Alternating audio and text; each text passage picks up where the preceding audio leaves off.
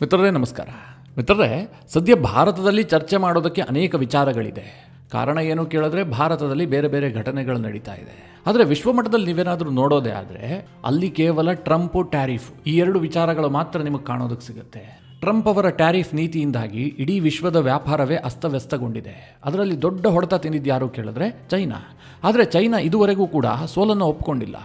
ಮಿತ್ರರೇ, ಭಾರತ ಇಷ್ಟು ದಿನ ಕಾದು ನೋಡುವ ತಂತ್ರವನ್ನು ಅನುಸರಿಸ್ತಾ ಇತ್ತು. ಈಗ ಭಾರತವೂ ಕೂಡ ಈ ಟ್ಯಾರಿಫ್ ವಾರ್ಗೆ ಅಧಿಕೃತವಾಗಿ ಪಾದಾರ್ಪಣೆ ಮಾಡಿದೆ. ನಿಮಗಿದನ್ನು ಕೇಳೋದಕ್ಕೆ ಆಶ್ಚರ್ಯ ಆಗಬಹುದು. ಭಾರತ ಈಗ 12% ಟ್ಯಾರಿಫನ್ನು ವಿಧಿಸಿದೆ. ಇದು ಚೈನಾದ ಮಾರುಕಟ್ಟೆಯ ಮೇಲೆ ದೊಡ್ಡ ಮಟ್ಟದ ಹೊಡೆತ ಕೊಡುತ್ತೆ. ಭಾರತ ಇದನ್ನು ಟೆಸ್ಟ್ ಡೋಸ್ ಆಗಿ ಈಗ ಪರೀಕ್ಷೆ ನಡೆಸಿದೆ. ಅಂದರೆ ನಾವೊಂದು ಟೆಸ್ಟ್ ಡೋಸ್ ಕೊಟ್ಟಿದ್ದೀವಿ. ನಿಮಗೆ ಅರ್ಥ ಆಗಬೇಕು ಅಂತಂದರೆ, ನೀವು ಡಾಕ್ಟರ್ ಹತ್ರ ಇಂಜೆಕ್ಷನ್ ತೆಗೆದುಕೊಳ್ಳೋದಕ್ಕೆ ಹೋಗಿರ್ತೀರಲ್ಲ, ಕೆಲವೊಂದಷ್ಟು ಇಂಜೆಕ್ಷನ್ಗಳನ್ನು ಡಾಕ್ಟರ್ ನಿಮಗೆ ನೇರವಾಗಿ ಕೊಡೋದಿಲ್ಲ. ಮೊದಲಿಗೆ ಆರಂಭದಲ್ಲಿ ಒಂದು ಟೆಸ್ಟ್ ಡೋಸನ್ನು ಕೊಡ್ತಾರೆ. 1 ml 2 ml ನಿಮ್ಮ ಮೇಲೆ ಪ್ರಯೋಗ ಮಾಡ್ತಾರೆ. ಅದಾಗಿ 10 ನಿಮಿಷ ನಿಮಗೆ ಕೂರೋದಕ್ಕೆ ಹೇಳ್ತಾರೆ. ಆಮೇಲೆ ನಿಮ್ಮ ಹತ್ರ ಕೇಳ್ತಾರೆ, ನಿಮಗೇನಾದರೂ ತಲೆ ಸುತ್ತು ಬರ್ತಾ ಇದೆಯಾ ಅಥವಾ ವಾಮಿಟಿಂಗ್ ಸೆನ್ಸೇಷನ್ ಇದೆಯಾ, ಏನಾಗ್ತಾ ಇದೆ, ಆರೋಗ್ಯದಲ್ಲೇನು ಬದಲಾವಣೆ ಆಗಿಲ್ಲ ತಾನೇ ಅಂತ ಕನ್ಫರ್ಮ್ ಮಾಡ್ಕೊಳ್ತಾರೆ. ನಿಮ್ಮ ದೇಹದಲ್ಲಿ ಏನೂ ಬದಲಾವಣೆ ಆಗಿಲ್ಲ ಅಂತಾದರೆ ಫೈನಲ್ ಡೋಸನ್ನು ನಿಮಗೆ ಕೊಡ್ತಾರೆ. ಹಾಗೆ ಮಿತ್ರರೇ, ಭಾರತ ಈ ಟ್ಯಾರಿಫ್ ಯುದ್ಧದಲ್ಲಿ ಮೊದಲ ಟೆಸ್ಟ್ ಡೋಸನ್ನು ಪ್ರಯೋಗ ಮಾಡಿದೆ. 12% ಟ್ಯಾರಿಫನ್ನು ಹಾಕಿದೆ. ಇದು ನೇರವಾಗಿ ಚೈನಾವನ್ನೇ ಟಾರ್ಗೆಟ್ ಮಾಡಿ ಭಾರತ ಈ ಟ್ಯಾರಿಫನ್ನು ಹಾಕಿರೋದು. ಭಾರತದ ನೀತಿಗೆ ಚೈನಾ ಈಗಾಗಲೇ ಉರಿದು ಬಿದ್ದಿದೆ. ಚೈನಾ ಭಾರತದಿಂದ ಬೇರೆ ಇದ್ದನ್ನೇ ನಿರೀಕ್ಷೆ ಮಾಡ್ತಾ ಇತ್ತು. ಅವರು ನಮಗೆ ದೊಡ್ಡ ದೊಡ್ಡ ಆಫರ್ಗಳನ್ನು ಕೊಡ್ತಾ ಇದ್ರು. ಆದರೆ ಭಾರತ ಎಲ್ಲವುದನ್ನು ರಿಜೆಕ್ಟ್ ಮಾಡಿ ಅಮೆರಿಕದ ಮನವೊಲಿಕೆಗೆ ಮುಂದಾಯಿತಾ? ಈ ಪ್ರಶ್ನೆಗಳು ಕೂಡ ಉದ್ಭವಿಸ್ತಾ ಇದೆ. ಚೈನಾ ಇಂತಹದೇ ಆರೋಪವನ್ನು ಮಾಡ್ತಾ ಇದೆ. ಮಿತ್ರರೇ, ಭಾರತ ಯಾಕೋಸ್ಕರವಾಗಿ ಈ 12% ಟ್ಯಾರಿಫನ್ನು ವಿಧಿಸಿದೆ? ಇದಕ್ಕೆ ಏನು ಮಹತ್ವ ಇದೆ?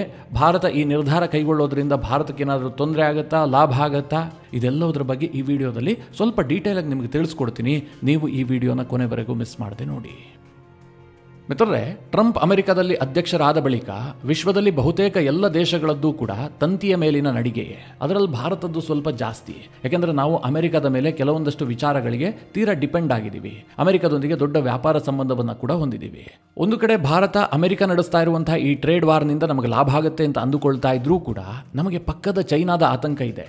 ಅಂದರೆ ಅಮೆರಿಕ ಮತ್ತು ಚೈನಾದ ನಡುವೆ ದೊಡ್ಡ ವ್ಯಾಪಾರ ಯುದ್ಧ ನಡೆದಿದ್ದೇ ಆದರೆ ಅದರ ಎಫೆಕ್ಟ್ ಭಾರತದ ಮೇಲಾಗತ್ತೆ.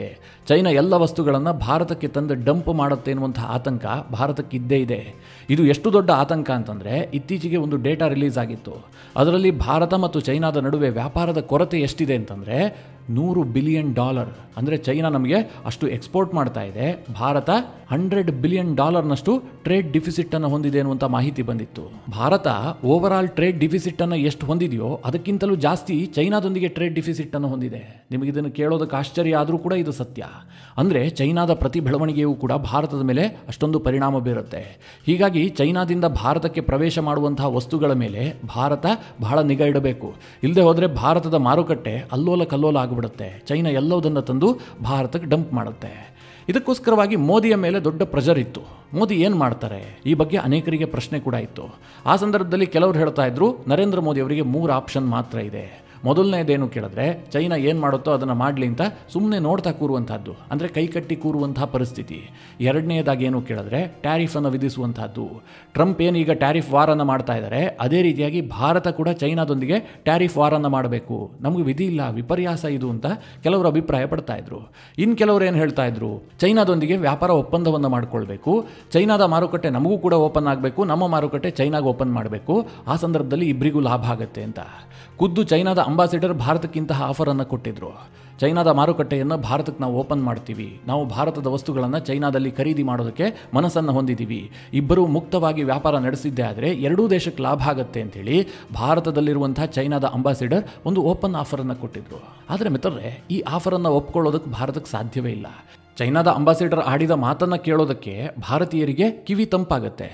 ಆದರೆ ರಿಯಾಲಿಟಿಗೆ ಬಂದಿದ್ದೇ ಆದರೆ ಬೇರೆದೇ ರೀತಿಯಾಗಿದೆ. ಯಾಕೆ ಅಂತಂದರೆ, ಇವತ್ತು ಚೈನಾ ಭಾರತದಿಂದ ಏನು ವಸ್ತುಗಳನ್ನು ಖರೀದಿ ಮಾಡ್ಬೋದು? ಏನೂ ಇಲ್ಲ. ಚೈನಾದ ಬಳಿಯಲ್ಲಿ ಎಲ್ಲ ವಸ್ತುಗಳು ಕೂಡ ಇದ್ದಾವೆ. ಭಾರತದ ವಸ್ತುಗಳು ಚೈನಾದ ಮಾರುಕಟ್ಟೆಗೆ ಹೋದರೆ ಚೈನಾದವರು ಅವರ ವಸ್ತುಗಳನ್ನು ಕೊಳ್ಳುತ್ತಾರೆ ಹೊರತು ಭಾರತದ ವಸ್ತುಗಳನ್ನು ಕೊಳ್ಳೋದಿಲ್ಲ. ಕಾರಣ ಏನು ಕೇಳಿದ್ರೆ, ಚೈನಾದವರು ಪ್ರೊಡ್ಯೂಸ್ ಮಾಡಿದಷ್ಟು ಕಡಿಮೆ ಬೆಲೆಗೆ ಭಾರತದವರು ಪ್ರೊಡ್ಯೂಸ್ ಮಾಡೋದಕ್ಕೆ ಸಾಧ್ಯ ಇಲ್ಲ. ಹೀಗಾಗಿ ಚೈನಾದ ಮಾರುಕಟ್ಟೆಯಲ್ಲಿ ಭಾರತದ ವಸ್ತುಗಳು ಕಾಂಪೀಟ್ ಮಾಡೋಕ್ಕೆ ಸಾಧ್ಯವೇ ಇಲ್ಲ. ಅದು ಅಲ್ಲದೆ ಮಿತ್ರರೇ, ಚೈನಾದಲ್ಲಿ ಒಂದು ಬೋಲ್ಟ್ ನಟ್ಟಿನಿಂದ ಹಿಡಿದು ವಿಮಾನದವರೆಗೆ ಎಲ್ಲವುದನ್ನು ಅವರೇ ತಯಾರು ಮಾಡ್ಕೊಳ್ತಾರೆ. ಅಲ್ಲಿಗೆ ನಾವೇನನ್ನು ಕಳುಹಿಸುವಂಥದ್ದು, ಭಾರತ ಏನು ರಫ್ತು ಮಾಡಬೇಕು ಅನ್ನುವಂಥ ಪ್ರಶ್ನೆ ಉದ್ಭವಿಸಿತ್ತು. ಹೀಗಾಗಿ ಚೈನಾದವರು ಭಾರತದ ಕಿವಿ ತಂಪು ಮಾಡ್ತಾ ಇದ್ದಾರೆ ಹೊರತು ರಿಯಾಲಿಟಿಯಲ್ಲಿ ಮಾತನಾಡ್ತಾ ಇಲ್ಲ ಅಂತ ಅನೇಕರು ಅಭಿಪ್ರಾಯ ವ್ಯಕ್ತಪಡಿಸಿದರು. ಅಲ್ಲಿಗೆ ಮಿತ್ರರೇ, ಭಾರತಕ್ಕೆ ಉಳಿದಂತಹ ಆಪ್ಷನ್ ಕೇವಲ ಎರಡು. ಒಂದು ಸುಮ್ಮನೆ ಕೂತ್ಕೊಂಡಿರುವಂಥದ್ದು, ಎರಡನೆಯದಾಗಿ ಟ್ರಂಪ್ ವಿಧಿಸಿದಂತೆ ಚೈನಾ ಮೇಲೆ ಭಾರತವು ಕೂಡ ಟ್ಯಾರಿಫ್ ವಿಧಿಸುವಂಥದ್ದು. ಈಗ ಭಾರತ ಅಧಿಕೃತವಾಗಿ ಆ ಎರಡನೇ ಆಪ್ಷನ್ನನ್ನೇ ಒಪ್ಕೊಂಡಿದೆ. ನಾವು ಕೂಡ ಟ್ಯಾರಿಫ್ ಯುದ್ಧಕ್ಕೆ ಧುಮುಕ್ತೀವಿ ಅಂತ ಭಾರತ ಒಂದು ನಿರ್ಧಾರ ಕೈಗೊಂಡಿದೆ. ಆರಂಭಿಕವಾಗಿ ಭಾರತ ಏನು ಮಾಡಿದೆ ಕೇಳಿದ್ರೆ, ನಮ್ಮ ದೇಶದ ಒಳಗೆ ಬರುವಂತಹ ಅಂದರೆ ಭಾರತ ಆಮದು ಮಾಡಿಕೊಳ್ಳುವಂತಹ ಸ್ಟೀಲ್ ಮೇಲೆ 12% ಟ್ಯಾರಿಫ್ ಅನ್ನು ವಿಧಿಸಿದೆ. ಇಲ್ಲಿ ಒಂದು ಗಮನಿಸಬೇಕಾದ ಅಂಶ ಏನು ಕೇಳಿದ್ರೆ, ಭಾರತ ಎಲ್ಲೂ ಕೂಡ ಚೈನಾದ ಸ್ಟೀಲ್ ಮೇಲೆ ಟ್ಯಾರಿಫ್ ಅನ್ನು ವಿಧಿಸ್ತಾ ಇದ್ದೀವಿ ಅಂತ ಹೇಳಿಲ್ಲ. ಅವರು ಭಾರತದ ಒಳಗೆ ಪ್ರವೇಶ ಮಾಡುವಂತಹ ಸ್ಟೀಲ್ ಮೇಲೆ 12% ಟ್ಯಾರಿಫ್ ಅನ್ನು ಹಾಕಿರೋದು. ಆದರೆ ಇದು ಚೈನಾಗೆ ಬಹಳ ಸ್ಪಷ್ಟವಾಗಿ ಗೊತ್ತಾಗ್ತಾ ಇದೆ, ಇದು ನಮ್ಮನ್ನೇ ಗುರಿಯಾಗಿಸಿ ಭಾರತ ದಾಳಿ ಮಾಡಿರೋದು ಅಂತ. ಅದು ಹೇಗೆ ಕೇಳಿದ್ರೆ, ಇವತ್ತು ಚೈನಾ ಅಮೆರಿಕಾಗೆ ಅತಿ ದೊಡ್ಡ ಸ್ಟೀಲ್ ಎಕ್ಸ್ಪೋರ್ಟರ್ ಆಗಿತ್ತು. ಅಮೆರಿಕಾಗೆ ಅಂತಲ್ಲ, ಅವರು ವಿಶ್ವಮಟ್ಟದಲ್ಲೇ ದೊಡ್ಡ ಪ್ರಮಾಣದಲ್ಲಿ ಸಿದ್ಧಗೊಂಡಂತಹ ಸ್ಟೀಲ್ ಅನ್ನು ಎಕ್ಸ್ಪೋರ್ಟ್ ಮಾಡ್ತಾರೆ. ಅದರಲ್ಲಿ ಅಮೆರಿಕ ದೊಡ್ಡ ಪ್ರಮಾಣದಲ್ಲಿ ಚೈನಾದಿಂದ ಬೈ ಮಾಡ್ತಾ ಇತ್ತು. ಈಗ ಅಮೆರಿಕ ಚೈನಾ ಮೇಲೆ 245% ಟ್ಯಾರಿಫ್ ಅನ್ನು ವಿಧಿಸಿದೆ. ಹೀಗಾಗಿ ಚೈನಾದ ಸ್ಟೀಲನ್ನು ಅಮೆರಿಕದಲ್ಲಿ ಕೊಳ್ಳುವವರೇ ಇಲ್ಲ. ಕಂಪ್ಲೀಟ್ ಆಗಿ ಅಮೆರಿಕದ ಮಾರುಕಟ್ಟೆ ಚೈನಾಗೆ ಬಂದಾಗಿದೆ. ಹೀಗಾಗಿ ಚೈನಾದ ಬಳಿ ಇರುವಂತಹ ಸ್ಟೀಲನ್ನು, ಸಿದ್ಧಗೊಂಡಿರುವಂತಹ ಸ್ಟೀಲನ್ನು ಎಲ್ಲಿಗೆ ಅವರು ಎಕ್ಸ್ಪೋರ್ಟ್ ಮಾಡಬೇಕು? ಅವರು ಮಾರುಕಟ್ಟೆಯನ್ನು ಹುಡುಕ್ತಾ ಇದ್ದಾರೆ. ಅವರಿಗೆ ಎದುರುಗಡೆ ಕಾಣ್ತಾ ಇರುವಂಥದ್ದೇ ಭಾರತ. ಯಾಕೆಂತಂದರೆ ಭಾರತ ಚೈನಾದಿಂದ ಅತಿ ಹೆಚ್ಚು ಪ್ರಮಾಣದಲ್ಲಿ ಸಿದ್ಧಗೊಂಡಂತಹ ಸ್ಟೀಲನ್ನು ಆಮದು ಮಾಡಿಕೊಳ್ತಾ ಇತ್ತು. ಈಗ ಭಾರತಕ್ಕೆ ಇನ್ನಷ್ಟು ಆಮದು ಮಾಡೋದಕ್ಕೆ ಅವರು ಹೆಚ್ಚಿಗೆ ಆಫರನ್ನು ಕೊಡ್ತಾರೆ. ಕಡಿಮೆ ದರದಲ್ಲಿ ಭಾರತಕ್ಕೆ ಎಕ್ಸ್ಪೋರ್ಟ್ ಮಾಡೋದಕ್ಕೆ ಶುರು ಮಾಡ್ತಾರೆ. ಚೈನಾ ಹೀಗೇನಾದರೂ ಮಾಡಿದ್ದೇ ಆದರೆ ಭಾರತದ ಸ್ಟೀಲ್ ಇಂಡಸ್ಟ್ರಿ ಬಿದ್ದು ಹೋಗ್ಬಿಡುತ್ತೆ. ಯಾಕೆ ಅಂತಂದರೆ, ನಿಮಗೆ ನೆನಪಿರಲಿ ಮಿತ್ರರೇ, ಇವತ್ತು ವಿಶ್ವದಲ್ಲಿ ಅತಿ ಹೆಚ್ಚು ಕಚ್ಚಾ ಸ್ಟೀಲನ್ನು ಉತ್ಪಾದನೆ ಮಾಡುವಂತಹ ದೇಶದಲ್ಲಿ ಭಾರತ ನಂಬರ್ 2 ಪ್ಲೇಸ್ನಲ್ಲಿದೆ. ನಮ್ಮಲ್ಲಿ ಕಚ್ಚಾ ಸ್ಟೀಲ್ ಸಿಗುತ್ತೆ, ಆದರೆ ಸಿದ್ಧಗೊಂಡಂತಹ ಸ್ಟೀಲನ್ನು ನಾವು ಹೊರಗಿನಿಂದ ಇಂಪೋರ್ಟ್ ಮಾಡ್ಕೊಳ್ತೀವಿ. ಎಲ್ಲಿಂದ ಇಂಪೋರ್ಟ್ ಮಾಡ್ಕೊಳ್ತೀವಿ ಕೇಳಿದ್ರೆ, ಚೈನಾದಿಂದ ಇಂಪೋರ್ಟ್ ಮಾಡ್ಕೊಳ್ತೀವಿ, ಜಪಾನ್ನಿಂದ ಮಾಡ್ಕೊಳ್ತೀವಿ, ಹಾಗೆ ಸೌತ್ ಕೊರಿಯಾದಿಂದ ಇಂಪೋರ್ಟ್ ಮಾಡ್ಕೊಳ್ತೀವಿ. ಈ ದೇಶಗಳಿಂದ ಭಾರತಕ್ಕೆ ಸಿದ್ಧಗೊಂಡಂತಹ ಸ್ಟೀಲ್ ಬರುತ್ತೆ. ಈಗ ಮಿತ್ರರೇ, ಚೈನಾ ಏನಾದರೂ ಅಮೆರಿಕದಿಂದ ಸ್ಟೀಲ್ ಖರೀದಿ ಆಗ್ತಾ ಇಲ್ಲ ಅಂತೇಳಿ ಆ ಎಲ್ಲ ಸ್ಟೀಲನ್ನು ಭಾರತಕ್ಕೆ ಡಂಪ್ ಮಾಡೋದಕ್ಕೆ ಶುರು ಮಾಡಿದ್ದೆ ಆದರೆ ಭಾರತದ ಸ್ಟೀಲ್ ಪ್ರೊಡಕ್ಷನ್ ಮೇಲೆ ಬಹಳ ದೊಡ್ಡ ಪ್ರಮಾಣದ ಪರಿಣಾಮ ಬೀರುತ್ತೆ. ಅದಕ್ಕೋಸ್ಕರವಾಗಿ ಏನು ಮಾಡಿದ್ದಾರೆ, ಓವರಾಲ್ ಆಗಿ ಭಾರತಕ್ಕೆ ಇಂಪೋರ್ಟ್ ಆಗುವಂತಹ ಪ್ರತಿ ಸ್ಟೀಲಿನ ಮೇಲೂ ಕೂಡ 12% ಟ್ಯಾರಿಫನ್ನು ಹಾಕಿದ್ದಾರೆ. ನೇರವಾಗಿ ಹೊಡೆತ ಬೀಳುವಂಥದ್ದು ಚೈನಾಗೆ, ಜಪಾನ್ಗೂ ಸ್ವಲ್ಪ ಹೊಡೆತ ಬೀಳುತ್ತೆ, ಸೌತ್ ಕೊರಿಯಾಗೂ ಹೊಡೆತ ಬೀಳುತ್ತೆ, ಇಲ್ಲ ಅಂತೇನಿಲ್ಲ. ಆದರೆ ಚೈನಾವನ್ನೇ ಟಾರ್ಗೆಟ್ ಮಾಡಿ ಭಾರತ ಮಾಡಿರುವಂಥದ್ದು. ಇದರಿಂದ ಭಾರತಕ್ಕೆ ಹೇಗೆ ಲಾಭ ಆಗುತ್ತೆ ಅಂತಂದರೆ, ಈಗಾಗಲೇ ನಮ್ಮಲ್ಲಿ ಕಚ್ಚಾ ಸ್ಟೀಲ್ ಸಿಗುತ್ತೆ, ಭಾರತೀಯ ಕಂಪನಿಗಳೇ ಸಿದ್ಧಗೊಂಡಂತಹ ಫೈನಲ್ ಗೂಡ್ಸನ್ನು ರೆಡಿ ಮಾಡ್ತಾರೆ. ಆಗ ಭಾರತದ ಕಂಪನಿಗಳು ಕಡಿಮೆ ಬೆಲೆಯಲ್ಲಿ ಸ್ಟೀಲನ್ನು ಪೂರೈಕೆ ಮಾಡೋದಕ್ಕೆ ಸಾಧ್ಯ ಆಗುತ್ತೆ. ಚೈನಾದ ಸ್ಟೀಲ್ ಭಾರತದ ಮಾರುಕಟ್ಟೆಯಲ್ಲಿ 12% ಟ್ಯಾರಿಫ್ನಿಂದಾಗಿ ಬೆಲೆ ಜಾಸ್ತಿ ಆಗಿರುತ್ತೆ. ಈ ಕಾರಣದಿಂದಾಗಿ ಭಾರತದಲ್ಲಿ ಕೊಳ್ಳುವಂತಹ ವ್ಯಕ್ತಿ ಭಾರತದ ಸ್ಟೀಲನ್ನೇ ಆಯ್ಕೆ ಮಾಡ್ಕೊಳ್ತಾನೆ. ಇದು ಭಾರತ ಚೈನಾಗೆ ಹಾಕದಂತಹ ಮೊಟ್ಟ ಮೊದಲ ಬರೆ. ಮಿತ್ರರೇ, ನಾನಾಗಲೇ ಹೇಳಿದೆ, ಇದು ಟೆಸ್ಟಿಂಗ್ ಡೋಸ್ ಅಂತ. ಮೊದಲಿಗೆ ಒಂದು ಟೆಸ್ಟ್ ಮಾಡಿದ್ದಾರೆ, ಚೈನಾದಿಂದ ಏನು ರಿಯಾಕ್ಷನ್ ಬರುತ್ತೆ ಇದನ್ನೆಲ್ಲ ಭಾರತ ಕಾದು ನೋಡುತ್ತೆ. ಈಗಾಗಲೇ ಚೈನಾದಿಂದ ಒಂದೊಂದೇ ಹೇಳಿಕೆಗಳು ಬರೋದಕ್ಕೆ ಶುರುವಾಗಿದೆ. ಅನೇಕರು ಭಾರತದ ನಡೆಯನ್ನು ಟೀಕಿಸಿದ್ದಾರೆ. ಅವ್ರೇನು ಹೇಳ್ತಾ ಇದ್ದಾರೆ ಅಂತಂದರೆ, ಭಾರತ ಚೈನಾದ ಜೊತೆಗೆ ಕೈ ಜೋಡಿಸಬೇಕಾಗಿತ್ತು, ಆದರೆ ಭಾರತ ಪಾಶ್ಚಿಮಾತ್ಯರ ಕೈಗೊಂಬೆಯಂತೆ ವರ್ತಿಸ್ತಾ ಇದೆ. ಭಾರತ ಅಮೆರಿಕದ ಕೈಗೊಂಬೆ, ಅಮೆರಿಕ ಹಾಕಿದ ಗೆರೆಯನ್ನು ಭಾರತ ದಾಟೋದಿಲ್ಲ, ಭಾರತಕ್ಕೆ ಸ್ವತಂತ್ರ ನಿರ್ಧಾರ ಕೈಗೊಳ್ಳೋದಕ್ಕೆ ಸಾಧ್ಯ ಇಲ್ಲ. ಭಾರತ ಅಮೆರಿಕವನ್ನು ಮೆಚ್ಚಿಸೋದಕ್ಕೋಸ್ಕರವಾಗಿ, ಟ್ರಂಪ್ರಿಂದ ಶಬಾಷ್ಗಿರಿಯನ್ನು ತೆಗೆದುಕೊಳ್ಳೋದಕ್ಕೋಸ್ಕರವಾಗಿ ಈ ರೀತಿಯ ಕ್ರಮಗಳನ್ನು ಕೈಗೊಳ್ತಾ ಇದೆ. ಆದರೆ ಭಾರತಕ್ಕೆ ಇದರಿಂದ ಒಳ್ಳೆಯ ರಿಸಲ್ಟ್ ಸಿಗೋದಿಲ್ಲ ಅಂತ ಚೈನಾದಲ್ಲಿ ಟೀಕೆ ಮಾಡಲಾಗ್ತಾ ಇದೆ. ಅಲ್ಲಿನ ಸೋಷಿಯಲ್ ಮೀಡಿಯಾಗಳಲ್ಲಿ ಈ ರೀತಿಯಾಗಿ ಚರ್ಚೆ ಕೇಳಿಬರ್ತಾ ಇದೆ. ಯಾಕೆ ಕೇಳಿದ್ರೆ, ಚೈನಾದವರು ಭಾರತದ ಮೇಲೆ ದೊಡ್ಡ ನಿರೀಕ್ಷೆಯನ್ನು ಇಟ್ಟುಕೊಂಡಿದ್ರು. ಅಮೆರಿಕದಿಂದ ಏನು ವ್ಯಾಪಾರದ ಲಾಸ್ ಆಗುತ್ತೆ ಅದನ್ನು ನಾವು ಭಾರತದಿಂದ ತುಂಬಿಕೊಳ್ತೀವಿ, ಭಾರತದ ಮಾರುಕಟ್ಟೆ ನಮಗೆ ಓಪನ್ ಆಗುತ್ತೆ, ಎರಡೂ ದೇಶಗಳ ನಡುವೆ ವ್ಯಾಪಾರದ ಡೀಲ್ ಆಗುತ್ತೆ ಅಂತ ಚೈನಾದವರು ಅಂದುಕೊಂಡಿದ್ರು. ಆದರೆ ಭಾರತ ಅದಕ್ಕೆ ಮನಸ್ಸು ಮಾಡ್ತಾ ಇಲ್ಲ ಅನ್ನುವಂಥದ್ದು ಬಹಳ ಸ್ಪಷ್ಟವಾಗಿ ಕಾಣ್ತಾ ಇದೆ. ಯಾಕೆ ಭಾರತ ಮನಸ್ಸು ಮಾಡ್ತಾ ಇಲ್ಲ, ಚೈನಾದೊಂದಿಗೆ ಯಾಕೆ ಅಂತರ ಕಾಯ್ದುಕೊಳ್ತಾ ಇದ್ದಾರೆ ಅಂತಂದರೆ, ಮಿತ್ರರೇ, ಚೈನಾದಿಂದ ಭಾರತ ಏನೇ ವ್ಯಾಪಾರ ಮಾಡಿದ್ರೂ ಕೂಡ ಭಾರತಕ್ಕದು ಲಾಭದಾಯಕ ವಾಗಿರೋದಿಲ್ಲ. ನಾನು ಆಗಲೇ ಹೇಳಿದೆ, ಅವರ ಬೆಲೆಗೆ ನಾವು ಕಾಂಪೀಟ್ ಮಾಡೋದಕ್ಕೆ ಸಾಧ್ಯ ಇಲ್ಲ. ಎರಡನೇದಾಗಿ, ಟ್ರಂಪ್ ಆರಂಭಿಸಿರುವಂತಹ ಈ ಟ್ಯಾರಿಫ್ ವಾರ್ ಭಾರತಕ್ಕೆ ತನ್ನಿಂದ ತಾನೇ ಒಂದಷ್ಟು ಆಪರ್ಚುನಿಟಿಯನ್ನು ಕ್ರಿಯೇಟ್ ಮಾಡ್ತಾ ಇದೆ. ನೀವೇನೀಗ ಸ್ಕ್ರೀನ್ ಮೇಲೆ ನೋಡ್ತಾ ಇದ್ದೀರಲ್ಲ, ಇದು ವಾಲ್ ಸ್ಟ್ರೀಟ್ ಜರ್ನಲ್ನಲ್ಲಿ ಪ್ರಕಟಗೊಂಡಿರುವಂತಹ ಒಂದು ಆರ್ಟಿಕಲ್.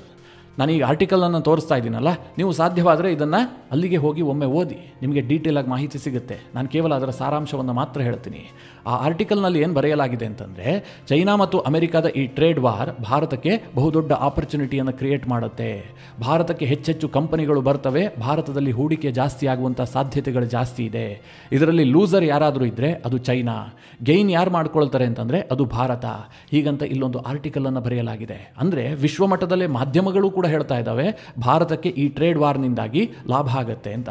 ಇಂತಹ ಸಂದರ್ಭದಲ್ಲಿ ನಾವು ಚೈನಾ ಜೊತೆಗೆ ಕೈ ಜೋಡಿಸಿದ್ದೆ ಆದರೆ ನಾವೆಂತಹ ದೊಡ್ಡ ಮೂರ್ಖತನವನ್ನು ಮಾಡದಂಗಾಗತ್ತೆ ಯೋಚನೆ ಮಾಡಿ. ಅದಕ್ಕೆ ಮಿತ್ರರೇ, ಭಾರತ ಈ ವಿಚಾರದಲ್ಲಿ ಬಹಳ ಜಾಣ್ಮೆಯಿಂದ ನಿರ್ಧಾರವನ್ನು ಕೈಗೊಳ್ತಾ ಇದೆ.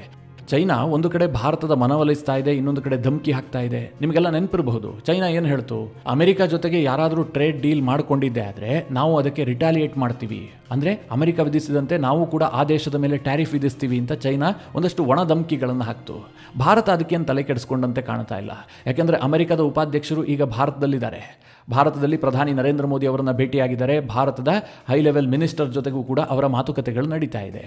ಭಾರತ ಮತ್ತು ಅಮೆರಿಕದ ನಡುವೆ ಒಂದು ಟ್ರೇಡ್ ಡೀಲ್ ಫೈನಲ್ ಆಗುವ ಹಂತದಲ್ಲಿದೆ ಅಂತ ಭಾರತದ ಕಾಮರ್ಸ್ ಮಿನಿಸ್ಟರ್ ಕೂಡ ಹೇಳ್ತಾ ಇದ್ದಾರೆ. ಅಂದರೆ ಭಾರತ ಮತ್ತು ಅಮೆರಿಕದ ಸರ್ಕಾರ ಬಹಳ ಸ್ಮೂತ್ ಆಗಿ ಎಲ್ಲವುದನ್ನು ತೆಗೆದುಕೊಂಡು ಹೋಗ್ತಾ ಇದ್ದಾವೆ. ಇದರಿಂದ ಏನು ಗೊತ್ತಾಗುತ್ತೆ ಅಂತಂದರೆ ಎರಡೂ ದೇಶಗಳ ನಡುವೆ ಟ್ರೇಡ್ ಡೀಲ್ ಫೈನಲ್ ಹಂತಕ್ಕೆ ಬಂದಿದೆ ಅಂತ. ಚೈನಾ ಯಾವಾಗ ಈ ರೀತಿಯಾಗಿ ಭಾರತಕ್ಕೆ ಸೇರಿದಂತೆ ವಿಶ್ವದ ಎಲ್ಲ ದೇಶಗಳಿಗೆ ಧಮಕಿ ಹಾಕೋದಕ್ಕೆ ಮುಂದಾಯಿತು, ಅದೇ ಸಮಯದಲ್ಲಿ ಭಾರತ ಅಮೆರಿಕದೊಂದಿಗೆ ಟ್ರೇಡ್ ಡೀಲನ್ನು ಮಾಡಿಕೊಳ್ತಾ ಇದೆ. ಇನ್ನೊಂದು ಕಡೆಯಲ್ಲಿ ಆ ಧಮಕಿ ಹಾಕಿದ್ದ ದಿನವೇ ಭಾರತ 12% ಟ್ಯಾರಿಫನ್ನು ಕೂಡ ವಿಧಿಸಿದೆ. ಅಧಿಕೃತವಾಗಿ ಟ್ಯಾರಿಫ್ ಯುದ್ಧಕ್ಕೆ ಪಾದಾರ್ಪಣೆಯನ್ನು ಮಾಡಿದೆ. ಎರಡನೇದಾಗಿ, ಚೈನಾ ವಿಚಾರದಲ್ಲಿ ಭಾರತ ಬಹಳ ಎಚ್ಚರಿಕೆಯಿಂದ ಇದೆ, ಎಚ್ಚರಿಕೆಯಿಂದ ಇರಬೇಕು ಕೂಡ. ಯಾಕೆಂದರೆ ಭಾರತ ಈಗಾಗಲೇ ಒಂದು ನಿರ್ಧಾರವನ್ನು ಕೈಗೊಂಡಿದೆ. ಚೈನಾದ ಯಾವುದೇ ಕಂಪನಿಗಳು ಕೂಡ ಭಾರತದಲ್ಲಿ ಹೂಡಿಕೆ ಮಾಡಬೇಕು ಅಂತಂದರೆ ಭಾರತದ ಒಪ್ಪಿಗೆ ಅಗತ್ಯ. ಸುಖಾಸುಮ್ಮನೆ ಬಂದು ಭಾರತದಲ್ಲಿ ಅವರು ಇನ್ವೆಸ್ಟ್ ಮಾಡೋದಕ್ಕೆ ಸಾಧ್ಯ ಇಲ್ಲ. ಯಾವಾಗ ಗಲ್ವಾನ್ ಘರ್ಷಣೆ ಆಗುತ್ತೋ ಆ ಬಳಿಕ ಭಾರತ ಒಂದು ತೀರ್ಮಾನವನ್ನು ಕೈಗೊಳ್ಳುತ್ತೆ. ಭಾರತದೊಂದಿಗೆ ಗಡಿ ಹಂಚಿಕೊಂಡಿರುವಂಥ ಯಾವುದೇ ದೇಶದ ಯಾವುದೇ ಕಂಪನಿಗಳು ಭಾರತದಲ್ಲಿ ಹೂಡಿಕೆ ಮಾಡಬೇಕು ಅಂತಂದರೆ ಭಾರತ ಸರ್ಕಾರದ ಒಪ್ಪಿಗೆ ಅಗತ್ಯ ಅಂತ. ಅಂದರೆ ಚೈನಾವನ್ನು ಗುರಿಯಾಗಿಸಿ ನಾವು ಈ ನಿರ್ಧಾರವನ್ನು ಕೈಗೊಂಡಿರುವಂಥದ್ದು. ಅದನ್ನು ಬಿಟ್ಟು ಏನು ಬಾಂಗ್ಲಾದೇಶ ಭಾರತದಲ್ಲಿ ಬಂದು ಹೂಡಿಕೆ ಮಾಡುತ್ತಾ ಅಥವಾ ಶ್ರೀಲಂಕಾ ಭಾರತದಲ್ಲಿ ಬಂದು ಹೂಡಿಕೆ ಮಾಡೋದಕ್ಕೆ ಸಾಧ್ಯ ಇದೆಯಾ? ಮಾಡೋದಾದರೆ ಚೈನಾ ಮಾಡಬೇಕು. ಅದನ್ನು ನಿಗಾ ವಹಿಸೋದಕ್ಕೋಸ್ಕರವಾಗಿ ಭಾರತ ಈ ತೀರ್ಮಾನವನ್ನು ಕೈಗೊಂಡಿತ್ತು. ಹೀಗಾಗಿ ಭಾರತಕ್ಕೆ BYD ಅಂತಹ ದೊಡ್ಡ ದೊಡ್ಡ ಕಂಪನಿಗಳು ಬಂದು ಇನ್ವೆಸ್ಟ್ ಮಾಡ್ತೀವಿ ಅಂತಂದರೂ ಭಾರತ ಸರ್ಕಾರ ಒಪ್ಪಿಗೆ ಕೊಟ್ಟಿಲ್ಲ. ಈಗಲೂ ಕೂಡ ಭಾರತ ಸರ್ಕಾರದ ನಿಯಮ ಏನಿದೆ ಗೊತ್ತಾ? ಚೈನಾದ ಯಾವುದೇ ಕಂಪನಿ ಭಾರತದಲ್ಲಿ ಬಂದು ಇನ್ವೆಸ್ಟ್ ಮಾಡಬೇಕು ಅಂತಂದರೆ ಆ ಕಂಪನಿ ಕೇವಲ 10% ಮಾತ್ರ ಸ್ಟೇಕ್ಸನ್ನು ಭಾರತದಲ್ಲಿ ಹೊಂದಿರಬೇಕು. ಅಂದರೆ 100 ಶೇರ್ಗಳಿರುವಂತಹ ಒಂದು ಕಂಪನಿ ಇದೆ ಅಂತ ಅಂದುಕೊಳ್ಳಿ. ಅದರಲ್ಲಿ 90 ಶೇರ್ಗಳು ಬೇರೆಯವರದ್ದೇ ಇರಬೇಕು. ಕೇವಲ 10 ಶೇರ್ಗಳನ್ನು ಮಾತ್ರ ಚೈನಾದ ಕಂಪನಿಗಳು ಹೊಂದಬಹುದು. ಈ ರೀತಿಯ ನಿರ್ಧಾರವನ್ನು ಭಾರತ ಕೈಗೊಂಡಿತ್ತು. ಈಗಲೂ ಕೂಡ ಅದು ಕಂಟಿನ್ಯೂ ಆಗ್ತಾ ಇದೆ. ಯಾಕೋಸ್ಕರವಾಗಿ ಭಾರತ ಈ ರೀತಿಯ ನಿರ್ಧಾರವನ್ನು ಕೈಗೊಳ್ತಾ ಇದೆ ಅಂತಂದರೆ, ನಾಳೆ ಮಿತ್ರರೇ ಚೈನಾಗೆ ಮುಕ್ತವಾಗಿ ನಮ್ಮ ಮಾರುಕಟ್ಟೆಯನ್ನು ಓಪನ್ ಮಾಡಿದ್ದೀವಿ, ಚೈನಾದವರು ಭಾರತದಲ್ಲಿ ಬಂದು ಇನ್ವೆಸ್ಟ್ ಮಾಡಬಹುದು ಅಂತಂದರೆ ಅವರು ದೊಡ್ಡ ಪ್ರಮಾಣದಲ್ಲಿ ತಂದು ಇನ್ವೆಸ್ಟ್ಮೆಂಟ್ ಮಾಡ್ತಾರೆ. ಭಾರತದ ಆಲ್ಮೋಸ್ಟ್ ಮಾರುಕಟ್ಟೆ ಚೈನಾದ ಹಿಡಿತಕ್ಕೆ ಹೋಗ್ಬಿಡುತ್ತೆ. ನಾಳೆ ಒಂದು ದಿನ ಭಾರತ ಮತ್ತು ಚೈನಾದ ನಡುವೆ ಯುದ್ಧ ಆರಂಭ ಆಯಿತು ಅಂತಲೇ ಅಂದುಕೊಳ್ಳಿ. ಆಗ ಚೈನಾ ಏನು ಮಾಡುತ್ತೆ? ತನ್ನ ಹೂಡಿಕೆಯನ್ನು ವಾಪಸ್ ತೆಗೆದುಕೊಳ್ಳೋದಕ್ಕೆ ಶುರು ಮಾಡುತ್ತೆ. ಭಾರತದ ಇಡೀ ಮಾರುಕಟ್ಟೆಯನ್ನು, ಭಾರತದ ಆರ್ಥಿಕ ವ್ಯವಸ್ಥೆಯನ್ನೇ ತಲೆ ಕೆಳಗಾಗಿಸುವಂಥ ಸಾಮರ್ಥ್ಯ ಚೈನಾಗಿರುತ್ತೆ. ಇದಕ್ಕೋಸ್ಕರವಾಗಿ ಭಾರತ ಯಾವ ಕಾರಣಕ್ಕೂ ಕೂಡ ನಮ್ಮ ಮಾರ್ಕೆಟ್ ಅವರ ಕಂಟ್ರೋಲ್ನಲ್ಲಿರಬಾರ್ದು, ನಮ್ಮ ಎಕಾನಮಿಯನ್ನು ನಿರ್ಧರಿಸುವಂಥ ಕೆಪಾಸಿಟಿ ಚೈನಾಗಿರಬಾರ್ದು ಅಂತೇಳಿ ಅವರ ಜೊತೆಗೆ ಒಂದು ಅಂತರವನ್ನು ಕಾಯ್ದುಕೊಳ್ತಾ ಇದೆ. ಈಗ ಟ್ರೇಡ್ ವಾರ್ ಆರಂಭ ಆಗುವಂಥ ಸಂದರ್ಭದಲ್ಲೂ ಕೂಡ ಚೈನಾ ಏನೇ ಆಫರ್ಗಳನ್ನು ಕೊಟ್ಟರೂ ಕೂಡ ಭಾರತ ಅದನ್ನು ಒಪ್ಕೊಳ್ತಾ ಇಲ್ಲ. ಬದಲಾಗಿ ಚೈನಾದ ವಿರುದ್ಧವಾಗಿ ಟ್ಯಾರಿಫ್ ಅಸ್ತ್ರವನ್ನು ಪ್ರಯೋಗ ಮಾಡೋದಕ್ಕೆ ಮೊದಲ ಹೆಜ್ಜೆಯನ್ನು ಇಟ್ಟಿದೆ. ಮಿತ್ರರೇ, ಈ ಎಲ್ಲ ಬೆಳವಣಿಗೆಗಳ ಕುರಿತಾಗಿ ನಿಮಗೇನನ್ಸುತ್ತೆ? ನಿಮ್ಮ ಅನಿಸಿಕೆ ಅಭಿಪ್ರಾಯವನ್ನು ಕಮೆಂಟ್ ಮಾಡುವ ಮೂಲಕ ನಮಗೆ ತಿಳಿಸಿ. ಹಾಗೆ ನಿಮಗೆ ಈ ವಿಡಿಯೋ ಇಷ್ಟವಾದರೆ ಲೈಕ್ ಮಾಡಿ. ಜೊತೆಗೆ ನೀವಿನ್ನೂ ನಿಮ್ಮ ನೆಚ್ಚಿನ ಸಂಸ್ಕಾರ ಸೌರಭ ಯೂಟ್ಯೂಬ್ ಚಾನಲ್ನ ಸಬ್ಸ್ಕ್ರೈಬ್ ಮಾಡಿಲ್ಲ ಅಂತಾದರೆ ಈ ಕೂಡಲೇ ಸಬ್ಸ್ಕ್ರೈಬ್ ಮಾಡಿ. ಮುಂದಿನ ಎಲ್ಲ ಅಪ್ಡೇಟ್ಗಳ ನೋಟಿಫಿಕೇಷನ್ಗಾಗಿ ಬೆಲ್ ಐಕಾನ್ ಒತ್ತಿ.